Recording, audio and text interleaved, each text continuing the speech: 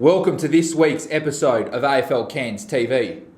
On this week's episode of AFL Cairns TV, we'll be joined by Cairns Saints man of the moment, Matthew Walsh, to relive his fantastic achievement that he gained in round 14 against North Cairns, where he kicked his 1000th AFL Cairns goal. We'll also look back at the senior highlights and reserve grade scores from round 14, and we'll see who's lining up against each other in round 15 this weekend. This week's special guest on AFL Cairns TV is a well-known celebrity of recent weeks, Cairns Saints full forward Matthew Walsh. Welcome, Walshy. Thanks, Sean. Thanks for having me. For those that don't know, this is Matt's 10th season in AFL Cairns. He's played over 150 games with Cairns Saints, 5-time premiership player, 2-time Crowther medalist, and on the weekend became the first, we believe, country footballer to kick 1,000 goals in one league. So, firstly, a massive congratulations and a well-written bio. You've got a lot there. Take us back to the build-up. Has it been a long time coming? Has it felt like it's taken ages to get there? Yeah, it has, definitely. At the start of the year, a few boys pointed out there was only 70 from the 1,000, and basically week by week the boys have been counting down at the club. There was a bit of pressure going into the Port Douglas game a couple of weeks ago where I was supposed to kick 8 goals, which I knew would be a really tough feat against a quality opposition like them, so I wasn't really expecting too much. But yeah, obviously needing 4 going into the game, there's a bit of build up during the week. I had a bit of pressure of expectation to get the job done, and thankfully got it done, nice and early in the game. When you turned up to Griffiths Park for pre-season, had you picked a round where you wanted to kick it? Honestly, I hadn't, no. I was just going to see how the year panned out. I knew 70 was a magical number, and that's all I was aiming for. So round 13 against Port, as you said, you needed 8, a fair bit of pressure against a good defensive side, a team that's sitting first. Were you confident going into kicking 8, or you thought you may have to wait the week after? I wasn't confident, to be honest. I haven't personally done really well against Port this year, and either as a team, and I knew it was going to be up against it, kick 8. So I didn't have high expectations. Everyone else did, and I sort of was looking at North's game to get it done. The fourth quarter of the same game against Port, you come off the ground with a hamstring. What was going through your head? I thought I might have to miss a week. I honestly thought, I did have a slight strain there. It was great as a slight grade 1 strain. But I took the cautious approach and came off and iced it up and did everything right last week in regards to rehab, which got me up for the weekend. Looking at the week's lead up, was it different to any other match? Obviously, there was a fair bit of media hype, Channel 7, Channel 9, throughout training sessions. Was it any different, your approach to the round 14 North game? No, it wasn't. I trained as usual with the team on Thursday. Had a few interviews, but that was about it really. It was just another standard week. And how was the nerves Saturday morning? I was nervous. I'll be honest, I was nervous. With all this expectation on me, I had mates from all over the country getting in touch with me, wishing me all the best. So as I said earlier, I had that pressure of expectation to get the job done, and I think playing against North Cairns, everyone expected me to do it, kick those 4. So you kicked your first goal, now we're on game day, you kicked your first goal the 5-minute mark, your second the 10-minute mark. Were you confident you'd kick it in the first quarter? Did you want to get it over and done with in the first quarter? I wanted to get over and done with. I didn't care when it happened, but obviously the earlier the better. And I spoke, the boys were delivering the ball well in that first quarter, and lucky to get the 4 within, I think, around 20 minutes. And, 22 minutes into the first quarter, you're in the pocket on a slide angle. Were you confident in the kick? Yeah, they were coming off the boot pretty well. You know from the first kick or two whether they're coming off nicely, and they were coming off nicely, so I was confident in all my kicks on Saturday. And apart from a grand final, I don't think too many people would have experienced a crowd running on. How was that? Including your family as well. Yeah, right? It was actually it was quite emotional at the time, where it showed that the feat meant to a lot of people, and have everyone patting me on the back and hitting me on the head and giving me a tap on the backside. It was nice. It was a nice feeling, and it meant so much to so many people. And then, obviously, it was a combination of elation and relief for myself personally. So not only was the first quarter good, but you finished with 13 straight. So a great day out. Has the sense of achievement hit you yet? When do you think you'll actually sit back and think 1,000 goals in one competition over a 10-year period, that's pretty good? Is it going to hit you? Has it hit you already, or is it at the end of the season, or when you do, or if you do retire? Yeah, it has hit me already.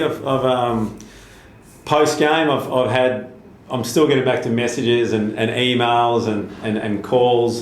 So a lot of people have touched base with me, and that really means a lot. And as I said earlier, I think it's obviously it's meant a lot to a lot of people, and that sort of made it a bit more significant in my book. And now that I've thought about it, and I was interviewed by Melbourne Radio on Monday night, and they had never heard of this feat being achieved, and so yeah, it's finally sunk in, and obviously I'm very proud of what I've been able to achieve, and I think it's obviously great for the league and the club, and it's obviously a pretty big personal milestone for me also. You've kicked a fair few goals. Does any one year stand out?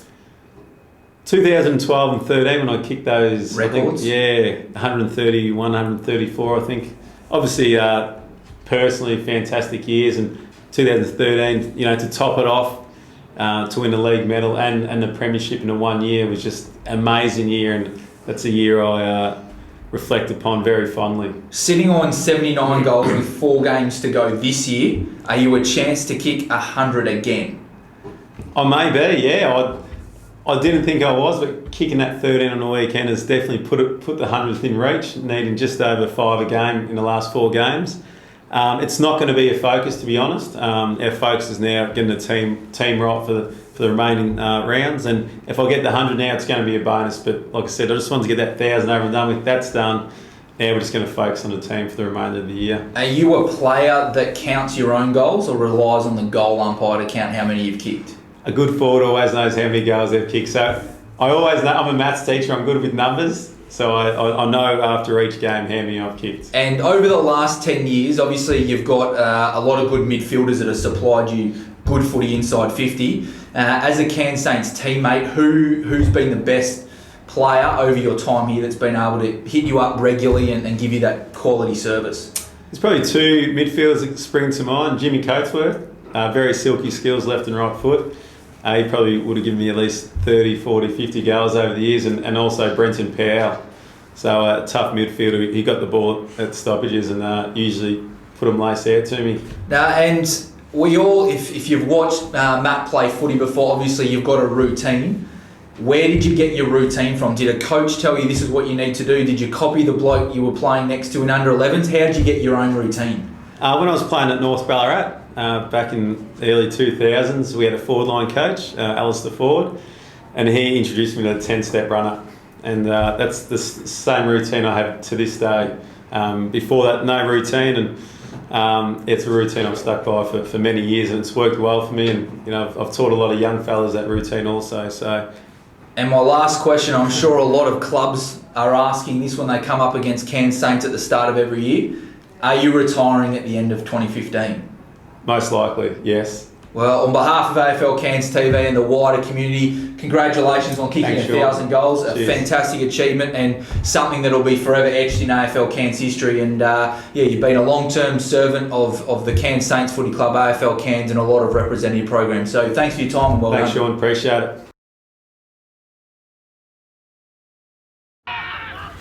Watson's Oval played host to a moment that will never be forgotten. The day Cairns Saints full forward Matthew Walsh needed 4 goals to kick his 1,000th AFL Cairns senior goal.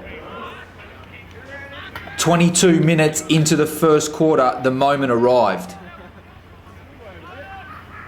35 metres out on a slight angle, Walsh in familiar fashion slots his 1,000th goal.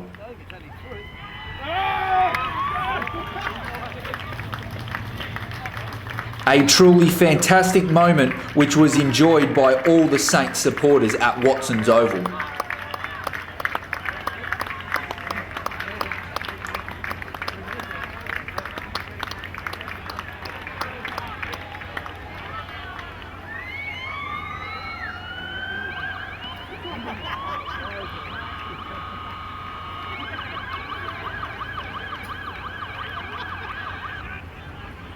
The Saints' run and carry was again brilliant. Their forward momentum was hard to stop, and in a day Walsh won't forget, he finished the game kicking 13 straight majors.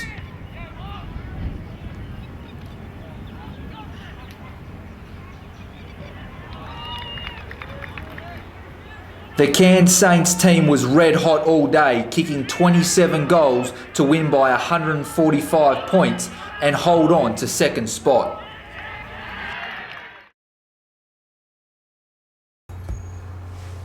South Cairns were too strong for Central's Trinity Beach at Crathern Park, winning by 57 points. A strong 7-goal second quarter set up the Cutters' 9th victory for 2015. James Dixon again showed his talent with this ripper. South Cairns' clean disposal and decision making saw them have 29 scoring shots, and with forward entries like this, it's no wonder their forward momentum is hard to stop.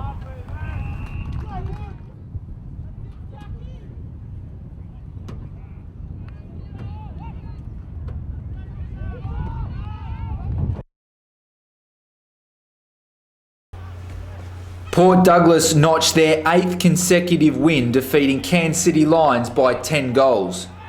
Again, the Crocs' ball movement was superior and their scoreboard pressure intense. The Crocs had 37 scoring shots at the complex.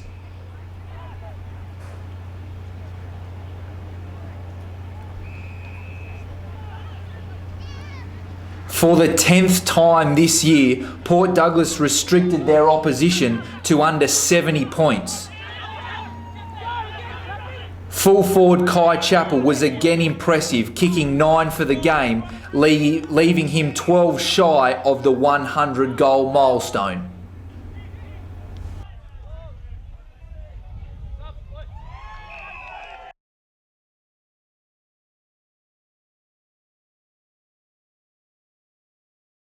Round 14 of the reserves saw the following results.